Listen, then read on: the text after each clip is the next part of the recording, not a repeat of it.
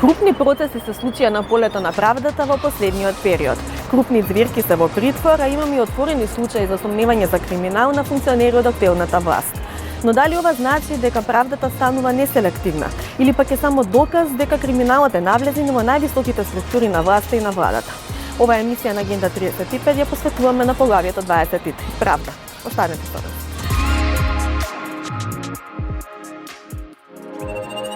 Во Агенда 35 ке гледате: ефективни мерки и дела се потребни за правдата на вистина да функционира.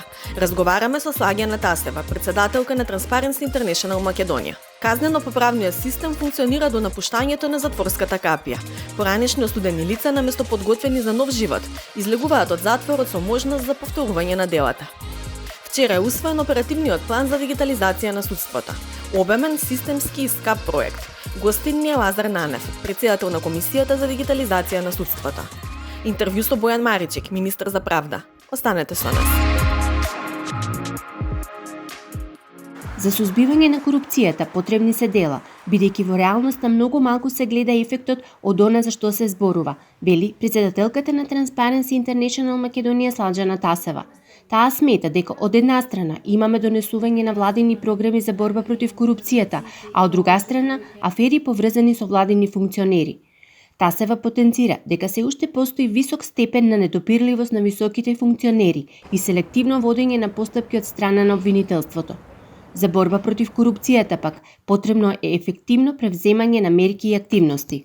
Ако се преземат потребните мерки или се она што е потребно за да се намали ризикот од корупција и во сферата на вработување, например, или во сферата на јавните набавки, или да се зајакне капацитетот за истраги во јавното обвинителство, или да се обезбеди можност за работа на антикорупцијската, но и да се почитуваат незините одлуки. Ако постои реална, ефективна заинтересираност пред се и ефективна борба и мерки против корупцијата, тоа сите ние ќе го видиме и ќе го почувствуваме. Затоа што не треба да се зборува за работите кои што се конкретни, од кои што може веднаш да се почувствуваат ефекти, доколку нешто се смени во коруптивните практики. Ние зборуваат, и оваа влада постојано зборува дека се залага за борба против корупцијата, но не одстапува од тоа дека ќе ги назначува функционерите во бројните агенции, регулаторни тела и ќе ги именува лицата по основа на кронизам, клиентелизам, а не по основа на компетенција и квалитет. Тендерите, смета Тасева, ги добиваат оние кои се поврзани со власта, но оставките пак на одредени владени функционери требало да им претходат разрешување. Во најмала рака требаше да се случи да не се наименува некој за кого што претходно имаше сознание.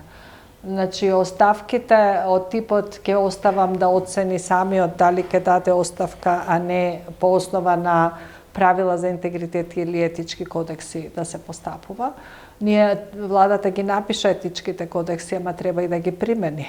Значи, има многу работа насекаде. Ние зборуваме кај нас за системска корупција, но највидлива, највпечатлива и сите со право очекуваме дека проблемите треба да се решаваат од највисоко ниво првин, за таму да се покаже делување по основа на интегритет и сите одлуки да бидат засновани на интегритет и на законитост, без било каков компромис. Имајќи предвид дека изминатиот период се водеа неколку судски рочишта и се изрекоа повеќе пресуди за предмети кои ги водеше поранешното специјално јавно обвинителство, Тасева оценува дека има раздвижување во судството, но допрева треба да се види финалниот исход од тие случаи. Јасно дека не го видам финалето, не затоа што кај нас се е можно. Не имаме ситуации каде што правосилни судски пресуди не се извршени затоа што застарал случајот во Врховен суд после толку години. Значи, имаме и такви примери на коруптивни случаи на високи функционери. Затоа се уште сметам дека кај нас постои висок степен на недопирливост на високите функционери од било која власт. се уште има висок степен на недопирливост и на функционери и од ова коалиција гарнитура и во овие актуелните случаи сега многу селективно се води било која постапка од страна на обвинителството, од страна на судовите. Значи, недоволно се води таа борба. Според последниот извештај на групата на држави против корупцијата на Советот на Европа Греко, спроведеноста на препораките за судиите е невисока, односно 75%. Судскиот совет спроведува модел на филтрирање на судиите и судовите и засега се разрешени 12 судии. А во судството останувам јас на ставот дека ништо не е доволно додека не се спроведе ветинг. Затоа што ние имаме тенденција кога зборуваме за корупцијата да гледаме во кривичното право само или во кривичниот суд. Таму не се разрешуваат до крај скандалите од типот како може решението за притвор да дојдам да си го подигнам од обвинителот кога го издава судот. Мислам, апсолутно некои небулози, одлевање на информации кои што не би требало да се одлеваат од таму. Меѓутоа, многу малку се зборува за корупцијата во граѓанските судови, каде што се решаваат договорите, каде што се решаваат правата на граѓаните, правата за имот, други типови на права кои што најмногу ги засегаат граѓаните, и таму имаме постапки за кои што ние овде сме сведоци и кои што траат по 30 и 35 години, и постојано имаме спротиставени одлуки од исти инстанци во судството. Врховен суд 4-5 пати носи одлука за една иста работа и секогаш таа одлука е различна, и на што тоа може да се должи, освен на влијание или пак на корупција. Групата на држави против корупцијата на Советот на Европа повика да се спречат ризиците од корупцијата кога владите преземаат вонредни мерки за борба против пандемијата на COVID-19. Препораките се однесуваат на средства за ублажување на економските и социјалните последици од COVID кризата. Тука е ризикот од корупција многу голем, затоа што се правеа во итна постапка договарања со директни договарања со економски оператори за спроведување на многу активности кои што беа неопходни да се спроведат како одговор на оваа ковид криза. Значи, почнувајќи од каде сакате, од амбулантните возила или од модуларните болници, набавки на кислород, набавка на лекови, сето тоа беше нешто што бараше итно и интервентно да се реагира, интервентно да се настапува, постапува, набавува, но сето тоа беше во една недоволно транспарентна процедура и активност, така да дури никој немаше ниту можност ни време целосно да го проследи она што се случува во сферата на јавните набавки поврзани со ковидот. Тасово оценува дека аферата мафија, во рамките на која беше откриено дека 215 лица се стекнаа со македонски пасоши, а помеѓу кои членови на меѓународни организирани криминални групи, ќе влие штетно врз државата во повеќе извештаи, но најповеќе за владење на правото, борбата против организираниот криминал, подготвеноста за влез во Европската унија, како и Шенген договорите. Организираниот криминал кај нас и секаде во светот не е можен без соработка со институциите. Меѓутоа, ваков тип на соработка со организираниот криминал, да од овде се обезбедува можност за прикривање, за безбедно движење и делување на организирани или лидери на организирани криминални групи од други држави, од светот, кои што од тука добивале патни исправи со кои можеле да се движат и да делуваат насекаде, уште повеќе загрозува позицијата на Македонија во сферата на безбедноста или во борбата против криминалот. Ние постојано сме имале, секогаш имало поврзаност на организираниот криминал овде, кај нас и во регионот, со Министерството за внатрешни, со царината, лица од внатре, биле соработници или соработувале и прикривале. Меѓутоа, ова е скандал со светски размери. Значи, овде имаме прикривање на водачи на организирани криминални групи кои делуваат во светот и кои ги бараат други полиции во светот. И тука навистина многу ќе изгубиме и очекувам дека тоа ќе се рефлектира. Ако овој случај не се расчисти како што треба, а да се расчисти како што треба, значи покрај овие сега за кои што се покренува обвинение, верувам дека треба уште 3 пати по толку луѓе да бидат опфатени, за да се стигне до врвот на таа пирамида и да се види каде се интересите за тоа. По повеќе од една година, Собранието ја усвои Националната стратегија за борба против корупцијата, но допрева треба да се види политичката волја. Дали ќе се спроведат мерките и активностите во повеќе сектори за да се намалат ризиците од корупција. Господине Маричик, добар ден, благодарам што сте дел од нашата емисија. Крупни процеси се отворија на полето на правдата.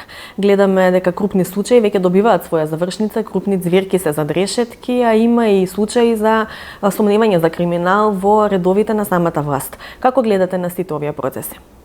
Јас како министер за правда, уште при моето доаѓање на оваа позиција, она што го истакнав како најважно е правдата да се испорачува, таа да важи еднакво за сите и да биде видлива за граѓаните. Така што фактот што имаме крупни случаи после долго време, особено дел од оние кои што се отворија уште во времето на поранешното СЈО, за кои што јавноста долго очекуваше исход и долго го немаше исходот, конечно добиваат своја разрешница во прв степен, а некои од нив и во втор степен. Тоа е за нашата трансформација, за нашата европеизација по мене клучен процес, затоа што луѓето можат да поверуваат во правда само ако ја видат на дело, само ако видат дека функционира за сите. Фактот дека имаме крупни случаи, пресуда за Таргет Тврдина, кој што беше мајка на сите случаи на СЈО, отворање на случајот за плацевите на Водно и други случаи, да не ги редам сите, вклучувајќи го и овој против актуелни функционери и други случаи против актуелни функционери, ја комплетира сликата дека навистина сме на вистинскиот пат во испорачување на правдата. Она што е важно е тоа испорачување на правдата да биде преку судството, преку професионалните механизми на судовите и обвинителството, а политиката да стои што подалеку. Дали ова всушност значи дека Законот за јавно обвинителство си ја заврши својата работа и се покажува како добра замена за специјалното јавно обвинителство кое што заврши така како што заврши? Ако некои луѓе се прашуваат зошто беше толку тешко, толку мачно и зошто вложивме толку труд за да се донесе Законот за јавно обвинителство, мислам дека денеска имаат одговор на тоа прашање. Процесот на носење на Закон за јавно обвинителство беше тежок и мачен, со двотретинска поддршка во собранието, во минатиот собранински состав, и затоа се боревме жолчно за него со комплетната поддршка и од граѓаните и од меѓународната заедница, за да може навистина да се продолжи животот на оние случаи кои што беа отворени, за кои што јавноста беше заинтересирана, за кои што имаше многу докази да ја видат својата разрешница. Без прејудицирање за било кој случај како треба да заврши. Нам ни беше важно тогаш, како што ни е важно и сега, секој од тие случаи да добие институционална, поточна судска разрешница. Само така може да го затвориме поглавието од политичката криза која што имавме од 2015 и 2016 година. Велите дека отворените процеси за сомневање за криминал за функционери на власта се доказа неселективноста на правдата. Меѓутоа многумина сметаат пак обратно дека се доказа дека криминалот е навлезен во највисоките структури на власта и на владата. Како го коментирате ова? Корупцијата е феномен кој што има во сите држави, особено ако ги гледаме државите од нашиот регион, тоа секако не е изненадување. Имаме држави членки на Европската унија каде што се отвараат постојано коруптивни случаи. Во моментов имаме во Хрватска случај кај што двајца суди се јавно обзнанети за подкуп, да не ги споменувам другите држави, меѓутоа корупцијата како феномен ја има во нашиот регион сериозно. Она што е различно кај нас од она што било претходно е што се градат и функционираат на дело механизми кои што ја санкционираат таа корупција или има начин таа корупција се санкционира. По мене, фактот што имаме неколку, да речам, крупни функционери, директори, поранешен генерален секретар на владата, кажува дека никој не е недопирлив, дека никој не е над законот и дека законот важи еднакво за сите. И тоа е важна порака од институциите кон граѓаните, затоа што не може да има доверба, јавна доверба во правосудството и во обвинителството доколку законот не важи еднакво за сите. Имавме ние многу години дискусија околу тоа дека кај нас одговараат само луѓе што краделе салати или кебапи, меѓутоа денес гледаме на дело дека правдата функционира за секого. Но она што е исто така важно, подеднакво важно, како законот да важи еднакво за сите и да нема недопирливи, е исто така да се почитува презумцијата на невиност. Не е добро да се одвиваат судења и да се даваат пресуди кој е виновен, кој не е виновен преку медиумите, не е добро тоа да се прави на социјалните мрежи, не е добро да се прави ни на партиски пресконференции. Најсоодветно е да се почитува презумцијата на невиност за секого, секој да има во фер постапка можност да ги изнесе своите аргументи зашто смета дека е невин. Работа на обвинителството е товарот на докажување, е кај обвинителството да докаже дека некој е виновен, а секој е невин се додека не се докаже дека е виновен. Така што, имајќи го сето ова предвид, треба, особено кога се работи за луѓе кои што имале и политички кариери и јавен углед, да се внимава на презумцијата на невиност, но исто така е важно да се внимава на фер постапка, која што на крајот ќе го каже своето и јавноста ќе види преку доказите и преку аргументите на судот. Ако се работеше со функционерите од опозицијата, не сметате дека не се почитуваше исто презумцијата на невиност? Или ги споменавте медиумите, дали тогаш имаше можеби некаков медиумски линч? Па видете, многу ретко во исклучителни ситуации се користеше и мерката притвор и да речам јавен линч. Јас не гледам дека имало некој јавен линч во однос на било кој поединечно. Ние имавме долготрајна политичка криза во која што дел од овие луѓе беа во средиштето на политичката битка. И тоа јавен линч немало против никого. Секако излегуваа оние разговори преслушкувани во 2015 година и тие практично ги отворија темите поврзани со тоа како функционираат нашите институции во еден таков амбиент. Мислам дека судот и обвинителството многу внимателно постапуваа во сите овие случаи, одредуваа мерки, барем по тоа јас што можем да го видам, одредуваа мерки соодветни на околностите и само тие мерки кои што се неопходни за да се постигне целта, нели притворот никогаш не треба да биде казна, туку мерка. Никогаш дури и преброа, ги имавме бегства. Тоа сакав да кажам, значи од таа преголема внимателност имавме и ситуации на бегства, неколку бегства кои што направија сериозна штета на угледот на судската власт и секако отворија сомнежи дали можеби ова не е на некој ниво договорено. Рековте дека ова е порека за граѓаните, оти нема недопирливи, дека правдата ќе биде неселективна, но порека и за функционерите. Вие сте министр за правда, како вие се чувствувате? Недопирлив? Јас никог недопирлив? Не, воопшто не. Јас се чувствувам граѓанин како и сите други граѓани со посебна должност и одговорност и секако голема чест и привилегија за користење, односно за практикување на функцијата министер за правда. Министерството за правда е прилично специфично и секој министер за правда има многу тешка улога со оглед на тоа дека треба во име на извршната власт да комуницира со судската власт околу соработката и условите за работа, бидејќи сме непосредно задолжени да работиме на зајакнување на независноста, зајакнување на ресурсите на судската власт. Меѓутоа, јас лично никогаш не сум се ни чувствувал недопирлив, ниту пак сум се однесувал така, ниту пак мислам дека било кој функционер треба да биде над законот и да се поставува на тој начин. За мене важат правилата како и за сите други. И тоа е добро така да биде. Во моментот кога премногу ќе се одвојат, нели, освен тоа што ви следува по службена должност, кога премногу ќе се одвоите од обичните граѓани, тоа не е добро ни за вас, ни за граѓаните. Досега се разрешени 12 суди, ако не се лажам. Досега има судскиот совет разрешено 12 суди. Како се одвива овој процес и како го коментирате? Тој процес според мене е процес кој што треба да зајакне одговорноста на судиите и на судската власт генерално, да зголеми транспарентноста и да искорени потенцијалната корупција или таа што има. Во 2019 година беа донесени оној сет на закони, еден од нив со двотретинско мнозинство, законот за судови, законот за судски совет и понатаму следеше законот за јавно обвинителство. Целта на тие закони е да се конкретизираат критериумите за оценување на судиите и обвинителите и тие да станат мерливи и јасни за сите. Претходно сите разрешувања на судии гласеа под исти наслов заради нестручно и несовесно работење и сите беа разрешувани од истата причина, крајно општа, генеричка и не без конкретни наводи. Сега за секое разрешување има конкретна причина, конкретен навод и мора да се наведе која е конкретната повреда заради која што некој судија е разрешен.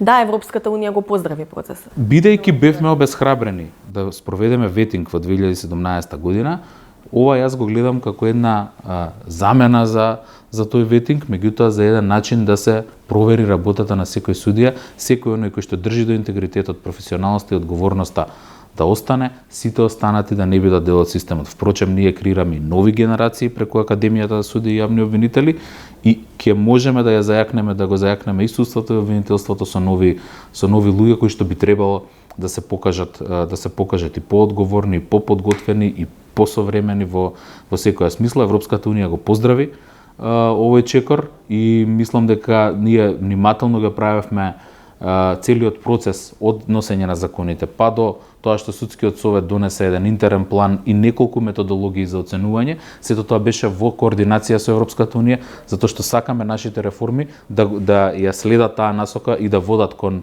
наше интегрирање и да помогнат во идните преговори за членство. За крај само ќе ве прашам за парламентот, како ги коментирате последните настани од таму? И од изминатава недела, но и сите блокади и целата драма и целиот хаос кој што се случува таму, граѓаните се разочарани, а ова е разочарувачки за самата демократија. Јас ја имам среќата или несреќата да бидам представник на владата на масата каде што се координираат координаторите на пратеничките групи и сопредседателот на собранието. И јас сум разочаран од некои епизоди кои што сме ги гледале во собранието. Она што е клучно, според мене, е што има една сериозна потреба или сериозен обид од страна на владеачкото мнозинство во собранието, парламентот да профункционира нормално. Темата за нормално функционирање на парламентот во услови на пандемија беше отворена од страна на пратеничките групи на мнозинството и председателот Џафери уште при самото конституирање. Значи на првата координација некаде септември месец беше отворена оваа тема затоа што уште тогаш имаше пратеници кои што беа заразени или под ризик.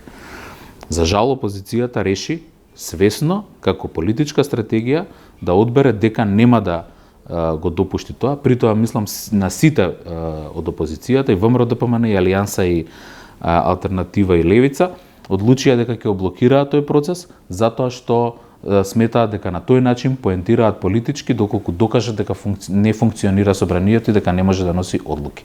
Во целиот демократски свет, особено во Европа, државите членки на Европската унија, Европскиот парламент функционираат во некоја форма со онлайн. Нашите соседи, сите парламенти функционираат во некоја форма со онлайн. Минималистичкото барање на владачкото мнозинство беше да се овозможи барем оние пратеници кои што се со ковид да можат да се вклучат онлайн на седницата. Значи дури не сите, туку само тие што се болни, ни тоа не беше доволно и мислам дека ако знаеме дека свесно опозицијата го кочи тоа и дека целта е да не функционира парламентот и да се доведе политичка криза, ние сме должни, почитувајќи ги протоколите пропишани од лекарите, значи уште минатата година беше побарано од комисијата, доби парламентот протокол и по тој протокол беше спроведено гласањето. Ние не можеме заради политичка стратегија на, да речам условно речено, изживување или пак свесно блокирање на работата на собранието на долг рок да дозволиме така да функционира. Јас знам дека само за последниот случај со скафандер. И генерално, да, се злоупотребува ковидот, не се злоупотребува славото. Со истото мнозинство ние формиравме владата и во 2017 година со 62, па парламентот функционираше се додека не настана пандемијата. Се злоупотребува пандемијата и се надеваат од опозицијата пратениците да се разболи некој пратеник од владачкото мнозинство за да не влегуваат и за да не го прават кворумот и со тоа да го блокираат собранието. Ако сликата за собранието е дека не може да одржи седници заради оваа причина, дека има по 2-3 амандмани на скоро секој закон, тоа не е добро ни за пратениците од власта, ни за пратениците од опозицијата, а не е добро ни за граѓаните. Парламентот има функција да решава, да одлучува во име на граѓаните и за нивна полза или за во нивен интерес. Ако е спречен во тоа, не можеме ние заради тоа што не им се допаѓа на опозицијата дека не се на власт, да го трпиме сето ова. Тоа е рушење на институцијата. Па ако се дозволи оваа пракса или ако продолжи, утре може да се случи еден пратеник или тројца пратеници да го прават истото со бескрајни амандмани, да ги кочат сите закони. Тоа не е суштината на демократијата, тоа не е суштината на парламентаризмот и јас верувам дека ќе во некоја точка ќе преовладае разумот, затоа што инаку ќе мора да сведочиме за жал на такви епизоди кои што не се пријатни за никого. Никој не сака да се најде во ситуација во која што заразени пратеници ќе доаѓаат и ќе гласаат. Меѓутоа тоа е нужност за да можеме да функционираме како држава, за да може да се носат кризни мерки во овие времиња и за да можат граѓаните да видат некаква полза од работата на собранието. Ви благодарам многу за интервјуто. Благодарам и вам. Вчера владата го усвои оперативниот план за дигитализација на судството. Професор доктор Лазар Нанев е председател на Комисијата за дигитализација на судството и со него денеска ќе разговараме за тоа како, во кои фази ќе се одвива овој важен процес кој што веќе од неодамна е најавен. Да, на вчерашната седница владата ја усвои стратегијата која што се однесува на оперативниот план и акцијскиот план по однос на прашањето за дигитализација на правосудниот систем во нашата држава. И ова е навистина еден сериозен чекор, еден од клучните столбови кои што има за цел да направат целосна дигитална трансформација на нашиот правосуден систем. Клучните основни, односно поенти кои што се однесуваат на процесот на дигитализацијата на правосудниот систем е заснован врз основа на потребата за развој на информатичката технологија и вклучувањето на нови алатки, односно на нови ресурси во делот на интерпарабилноста и во делот на користењето на IT технологијата во нашиот правосуден систем, се со цел да се обезбеди ефикасност, ажурност и економичност на постапката, но истовремено да се овозможи, односно да се подобри пристапот до правдата, а со тоа да се зголеми владењето на правото и едноставно да се врати довербата на нашиот правосуден систем. Малку поконкретно, што всушност ќе подразбира дигитализацијата на судството? Кои аспекти ќе ги опфати истото и дали веќе според тој план кој што е направен постојат и некои проценки колку тоа ќе чини? Оперативниот план предвидува активности кои што вклучуваат набавка на нова хардверска, софтверска и серверска опрема, бидејќи сите овие аспекти имаат за цел да ги подобрат услугите кои што правосудните системи ги даваат спрема странките, односно на граѓаните во нашата држава. Дигитализацијата опфаќа процес на интерпарабилност, односно еден од клучните столбови е интерпарабилноста или поврзувањето на правосудните институции со сите државни органи и институции во нашата држава, како би можело брзо, ефикасно и економично да се обезбедуваат сите податоци и информации, меѓутоа и воспоставување на двонасочна комуникација со сите овие државни органи и институции се со цел да се обезбеди брза, ефикасна и рационална достава помеѓу правосудните системи, но истовремено и користење на податоците кои што се неопходно потребни во судските постапки. Понатаму еден од клучните цели е обезбедување или воспоставување на алатки или систем кој ќе овозможи непречено користење на дигиталните докази, односно на електронските документи и електронските услуги, се со цел да се овозможи непречен пристап на самите граѓани, односно овозможување на таква алатка во која што сите уверение, потврди и други документи кои што непречено граѓаните имаат потреба да ги добијат од правосудните системи, тоа ќе може да го остварат по електронски пат. Понатаму многу важно или клучно прашање е обезбедувањето на процесот на создавањето на нови платформи, електронски огласни табли, аудиовизуелно снимање на сите судења, односно на сите процеси, нивното складирање, обезбедување на електронски документи кои што понатаму ќе можат да се користат во сите државни органи и институции, понатаму непречено прифаќање од страна на странките на електронските докази кои што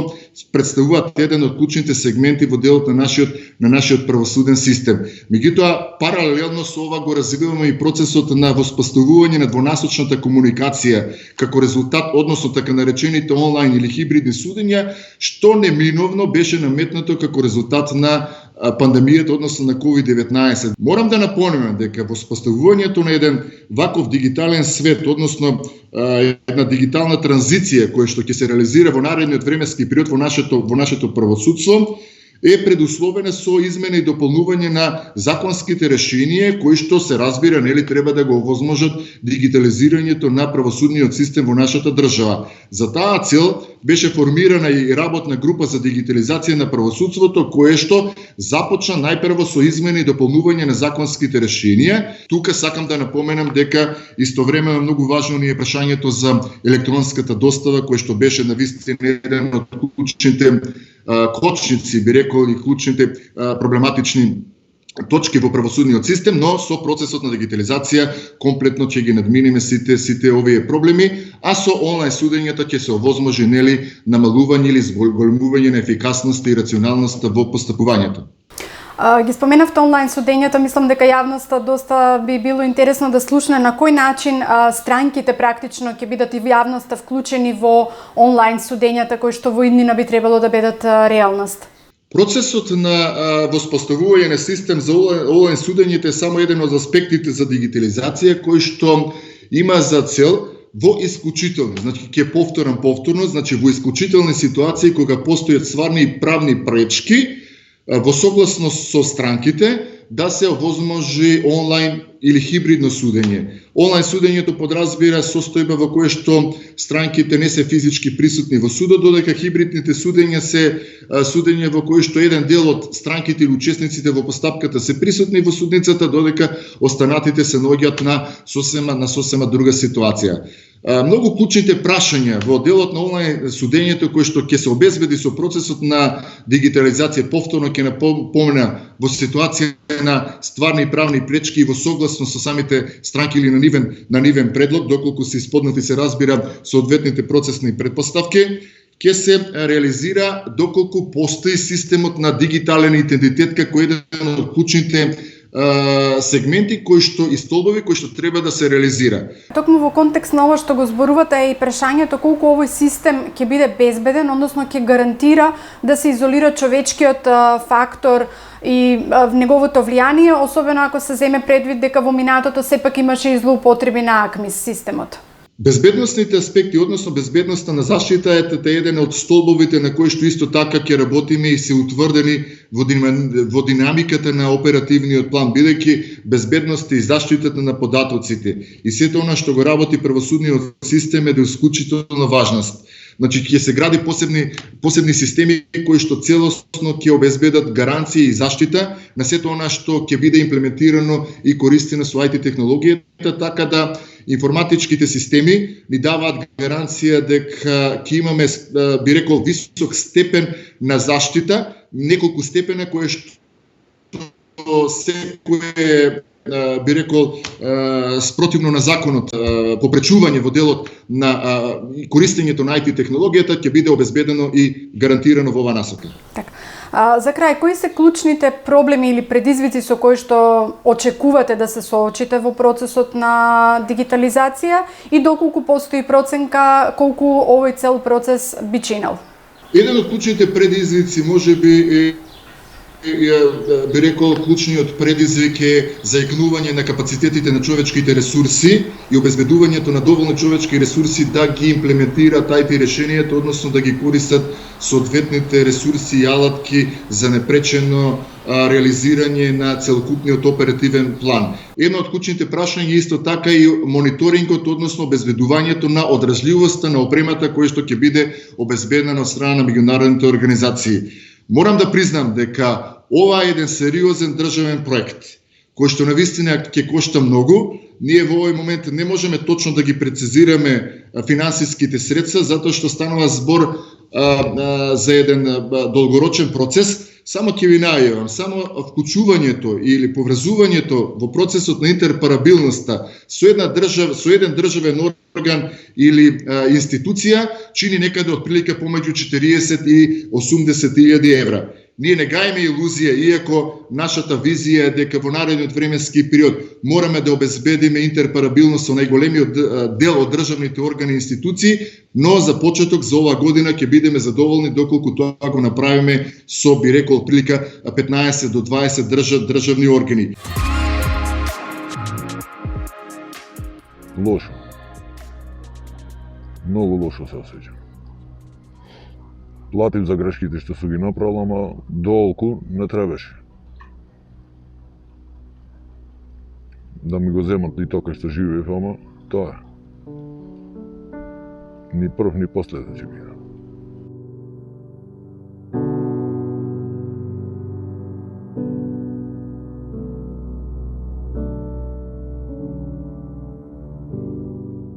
Две години пред да излеза, разбрав на првиот викенд дека дента кој су излегол од бараката кај што седе се вселили други. И се обратив до народен правобранител, дојде 2 пати во Идризово, дојде и неколку поќе луѓе беа, запишаа све, ама ми кажа дека не можеле никаков одговор од Кичево да добијат зошто се други вселени. И така ме оставија на улица. Кој излегом немаше кај да одам, мораше кај другар ми да.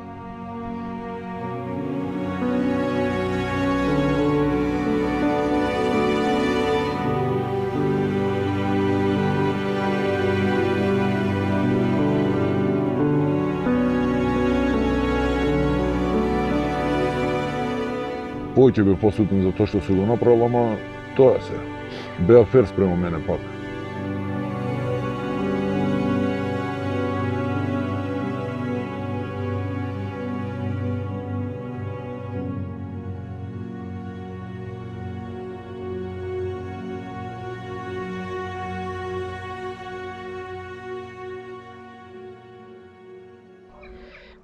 Во конкретниот случај, установата каде што лицето ја издржуваше казната затвор, во 2 наврати писмено се обрати до Центарот за социјални работи, каде што лицето имаше регистрирано последно живеалиште, тоа е Центарот за социјални работи во Кичево. Ние, откако се запознавме со неговиот случај, исто така во 3 наврати пративме писмени поднесоци до Центарот за социјални работи во Кичево, бидејќи согласно нивните надлежности имаат обврска да постапуваат во вакви случаеви.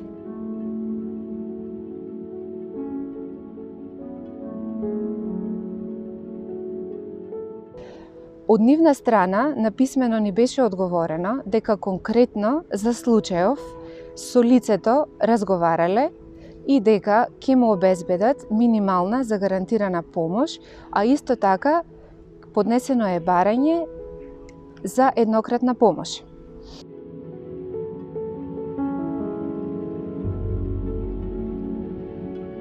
Овој случај е уникатен од уште еден аспект, а тоа е во однос на неговото последно живеалиште, каде што тој живеел, а тоа било социјален стан во сопственост на општина Кичево. Социјалниот стан бил доделен на неговата мајка со договор за закуп за времено користење и во одреден период, откако лицето е осудено на затворска казна, тој е оневозможен да живее во доделениот стан. За таа цел ние се обративме до општина Кичево, од каде што побаравме да му се овозможи на лицето непречено користење на социјалниот стан, меѓутоа исто така и се уште и во таа постапка го очекуваме одговорот од нивна страна.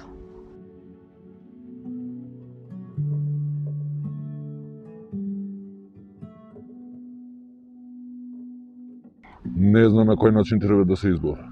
Не ми е јасно. Нема никому да се обрата, единствено овој другар ми што ми помага, друг нема никој. Не зна никај да се обрата, ништо направи, ништо не зна. Освен адвокатката Јарбен што ми барат, друг никој.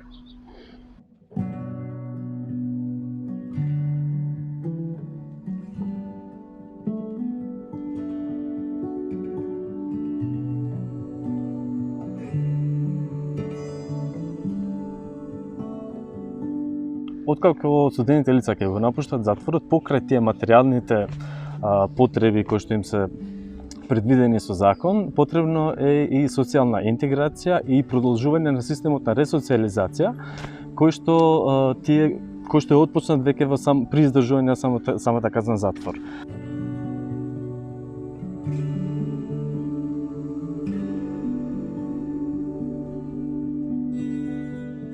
И она што загрижува е моментот дека иако во мал процент на затворската популација кој што е опфатена, најдовме на неколку случаи кои што ги следиме, кои што ги идентификувавме, ги следиме, кои што лицата по завршување на казната затвор остануваат бездомници, односно немаат каде да си продолжат да живеат.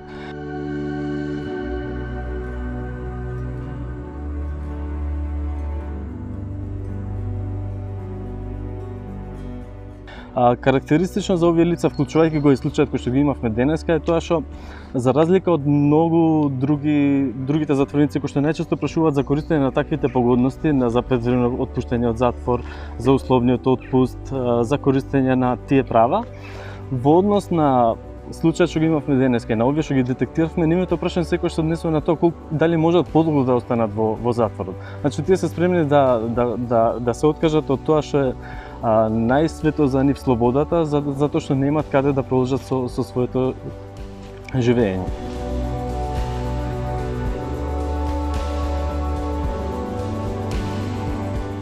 Опциите се да им помогнеме преку институциите, да им најдеме привремен дом и да се оспособат за враќање во општеството и да придонесат кон истото, или пак втората опција која што им преостанува на нив е да се вратат повторно во затвор, каде што имат обезбедено кров и храна, но за да го направат тоа, за нив потребно е да направат ново кривично дело.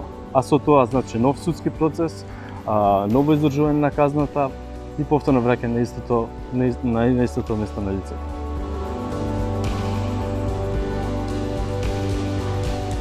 Не знам каков апел да им дадат, може да им кажат да седат да не прават бели. Ако имаат кај кого да се обратат, ако знаат кај кого, нека се обратат.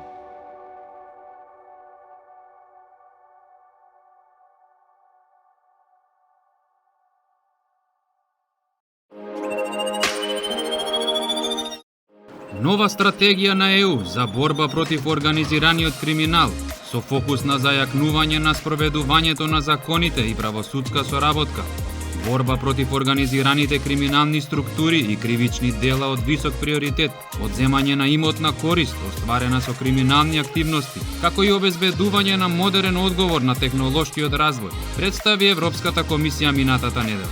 Во стратегијата се утврдени средства и мерки кои треба да се применуваат во следните 5 години, со цел да се развијат бизнис моделите и структурите на криминалните организации кои действуваат преку границите, како на интернет, така и надвор од него.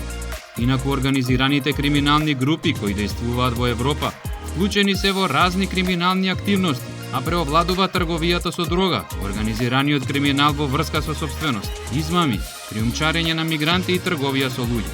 Приходите од криминални активности на главните пазари на криминал во 2019 година изнесувале 1% од БДП на ЕУ, односно 139 милиарди евра. Со цел да се засили борбата против сериозниот организиран прекуграничен криминал, Агенцијата на Европската Унија за соработка во областа на кривичното право објави почеток на нова шема за итно финансирање на прекугранични оперативни активности на заедничките истражни тимови. Новата шема за финансирање нуди таргетирани краткорочни грантови за итни и непредвидени активности на заедничките истражни тимови, кои се оперативни и имаат потреба од финансии, надвор од редовните побици за финансирање на проектни предлози. Апликациите за оваа шема на финансирање може да бидат поднесени во било кое време во текот на годината. Инаку заедничките истражни тимови се едно од најнапредните алатки кои се користат во меѓународната соработка за прашања од областа на криминал, а обезбедувањето на финансиска поддршка за нив е клучен дел од мисијата на Агенцијата на Европската Унија за соработка во областа на кривичното право. Корупцијата и злоупотребата на легалните деловни структури се клучни алатки на сериозниот и организиран криминал во Европа, покажува извештајот на Европол за проценка на заканиот сериозен и организиран криминал во Европската Унија 2021, објавен минатата недела. Поконкретно, 2/3 од криминалците користат корупција на редовна основа и таа е одлика на најголемиот дел, ако не и сите, криминални активности во ЕУ. Повеќе од 80% од криминалните мрежи пак за своите активности користат легални деловни структури. Скоро половина од сите криминални мрежи основаат своји собствени легални деловни структури или се инфилтрираат во бизнисите на високи позиции. Според извештајот, скоро 40% од криминалните мрежи активни во ЕУ се вклучени во трговија со нелегални наркотици, а додека 60% употребуваат насилство како дел од нивните криминални дејства. За правдата не постојат граници, па затоа создавањето поправедна и безбедна Европа е еден од приоритетите на Европската комисија и основа за постигнување на вистински единствен пазар. Пристапот до правда не треба да биде обесхрабрен од комплексната разновидност на различни правни системи. Прекуграничната соработка од областа на правдата е клучна за мобилноста на луѓето и бизнисите во Европа. Во свет на се поголема дигитализација, таква соработка е можна со електронски решенија, за да се олесни интеракцијата помеѓу различни национални и европски структури во правните процедури. Токму проектот на ЕУ, Е-кодекс, преку онлайн размена на податоци, овозможува лесен пристап до прекугранична правда за граѓаните, деловните субјекти и правосудните органи ширум Европа. Системот нуди европска дигитална инфраструктура за безбедна прекугранична комуникација од областа на правда. Стремежот е унапредена интероперабилност помеѓу правосудните органи внатре во ЕУ, подобрување на размената на информации и полесен пристап на граѓаните и бизнисите до правните алати. Техничкото решение е дизајнирано така да може да се усогласи со различни системи, што овозможува целосна заштита и зачувување на националните правосудни информатички решенија. Системот Е-кодекс ги прави правосудните процедури потранспарентни, поефективни и поекономични. Обезбедува побрза правда, а на граѓаните на ЕУ им овозможува да се чувствуваат безбедни и правно заштитени. Следната недела се гледаме со нова тема од процесот на европските интеграции и со ново поглавје. Останете со програмите на Македонската телевизија и гледајте Агенда 35.